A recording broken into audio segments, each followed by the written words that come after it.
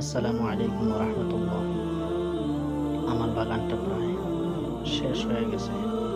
ফুল গাছ, গাঁদা ফুল গাছ মারা গেছে। এখন চিন্তা করলাম পরিবেশ বান্ধব কোনো গাছ লাগানো যায় কিনা। তাই এখানে গর্ত করে নিতেছি অ্যালোভেরা গাছ লাগানোর জন্য। অ্যালোভেরা গাছ লাগানোর জন্য গর্ত করতেছি। আমার ছাত্রকে বললাম যে মাটিটা উঠাও, আবার গর্ত করলাম, দেখি অ্যালোভেরা গাছ হয় কিনা। অ্যালোভেরা গাছ তো আর গরু ছাগলে খায় না। এত পরিবেশ বান্ধব সুন্দর গাছ, তাই বাগানটাকে আবার নতুন করে সাজানোর চেষ্টা করছি।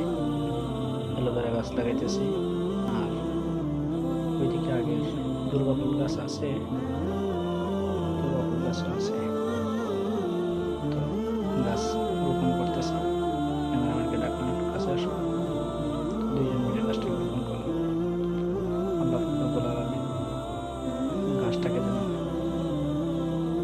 সুস্থ রাখেন, গাছটা যেন কোনো শত্রুর হাত না লাগে, গাছটা যেন সবাই এই প্রত্যাশা রাখলাম। আসসালামু আলাইকুম।